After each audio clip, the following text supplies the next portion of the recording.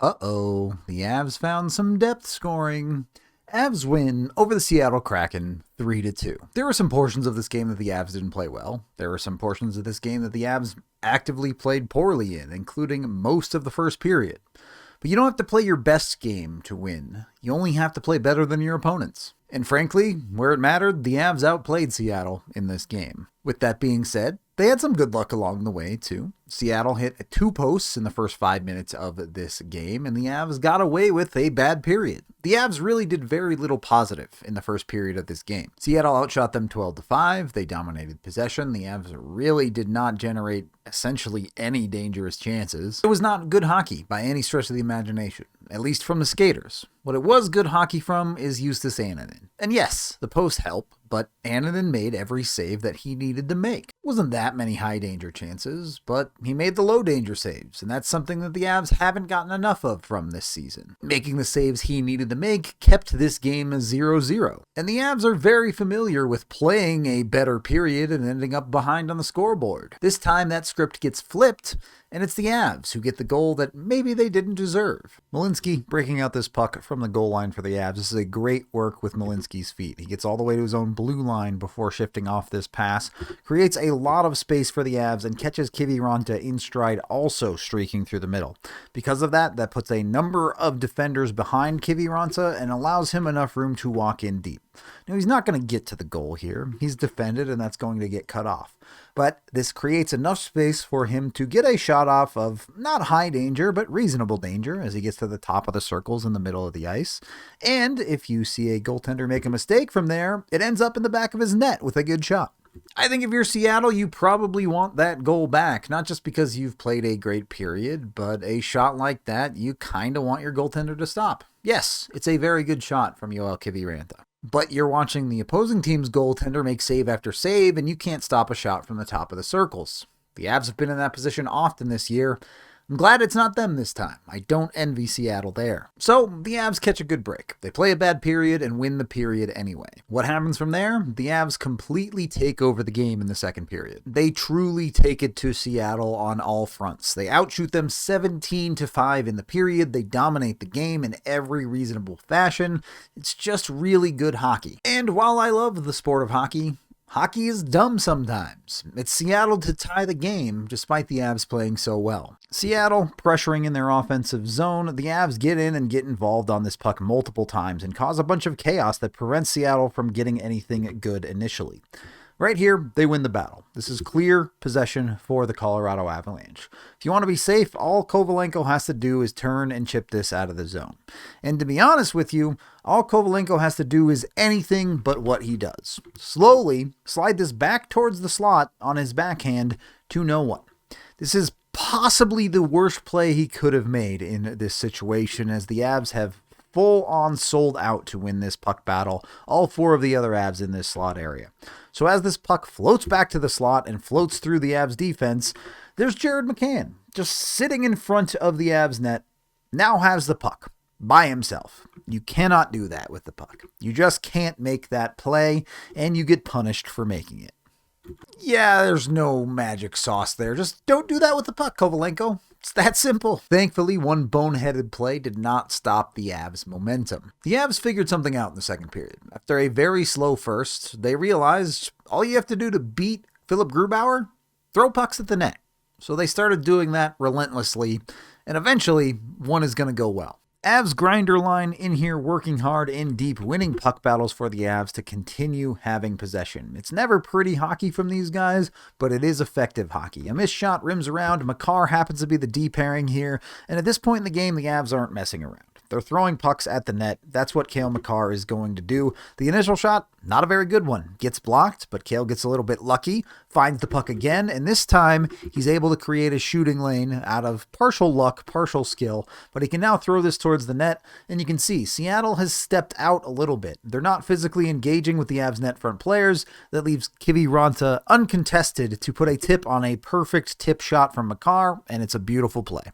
It's a perfect tip and a great play from the Avs. I don't know how Kiviranta does it. He just seems to have a knack for these random multi-point games that come out of nowhere, but I'm certainly not complaining about it. The Avs so far this season have been desperate for any depth scoring they can possibly find, and Kiviranta providing it is straight up awesome. He's not going to be a guy that gives you very many points ever. That's just not who he is. But if he can find ways to be effective, that's great. He's a solid defensive forward that, generally speaking, makes sure nothing bad happens on the ice.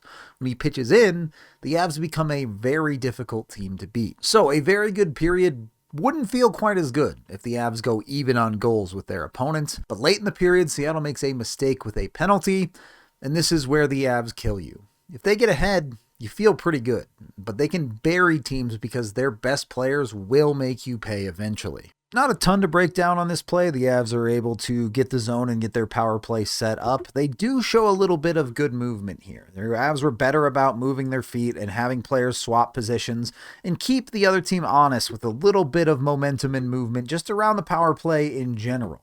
That's nice to see. The Avs often get too stagnant with their power play. While this isn't that complicated, it does open things up. You get a little bit of miscommunication up at the top, two players covering the same thing, that opens up room.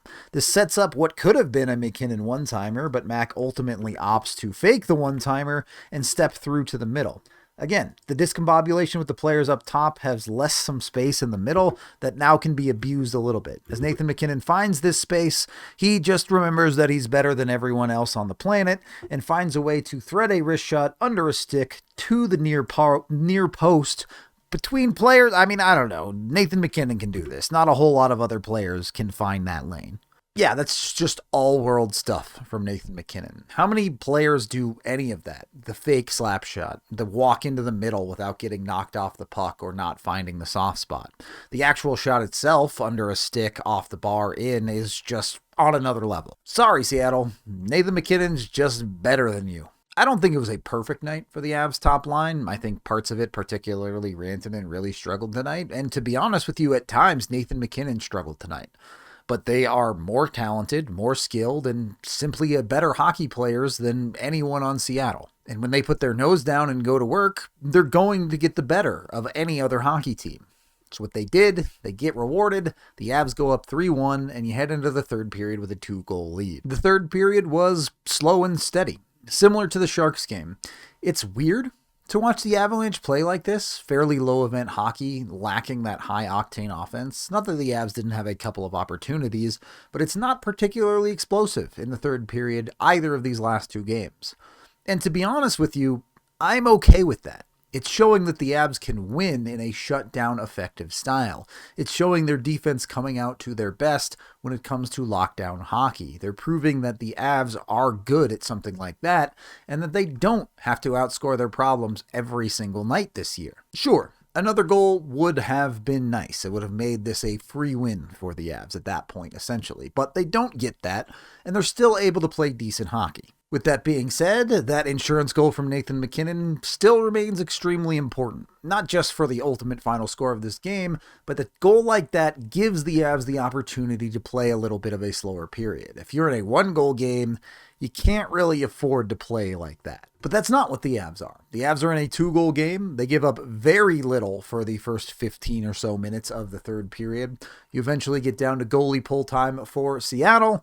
The Avs do end up taking a penalty in that time. You don't love that. At that point in the game, though, power plays were 3-0 in the Avs' favor, so you kind of expected something like that to come, and they kill 1 minute and 57 seconds of that penalty kill before a puck does go in their net. In my opinion, really the only thing that could have prevented this goal is probably winning this faceoff. Parker Kelly ends up 1 for 9 on faceoffs. I know they're trying to adjust him to center, but woof, it's a little bit rough when it comes to that part of the game. Because of that, Seattle gets clean possession here. The initial play, not really defended all that well. The Avs give up a pretty bad seam here. You don't love seeing that seam to the back post be open like that, but Annunen reads it, and a not particularly good shot allows Annunen to make that initial save.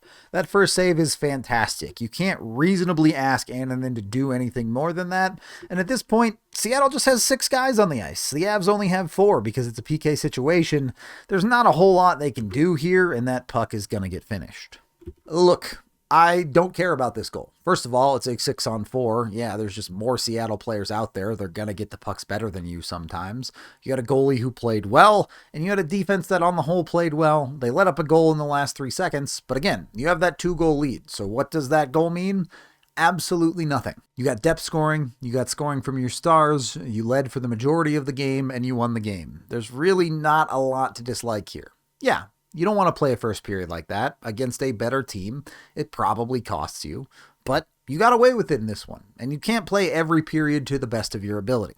So you did what you had to do to win, and it was enough. I will say, I love the extended scoring in this game too, not just the 2 goals from Kiviranta, but when you look at the assists, the first Kiviranta goal is assisted by Sam Malinsky. That's his first point of the season. Good to see from him. In Kiviranta's second goal, it gets a secondary assist to Ivan. So it's not just Kiviranta as this beacon of light in the depth. It shows that that depth unit, at least parts of it, are playing quite well all together. Of course, Cale Makar got his 2 points, which has been automatic this season, and the Avs win. Sometimes you just take the game that's in front of you, you do what you have to do, and you enjoy it. Had a lot of long reviews this season so far. This one is a little bit shorter because the Avs put together a straightforward win, you move on, and you try to get back to 500 in the next game. That's the end of this game video review. Thank you for watching. I am Rudo, and seriously though, Cale Makar's leading the NHL in points as a defenseman. It's kind of nuts.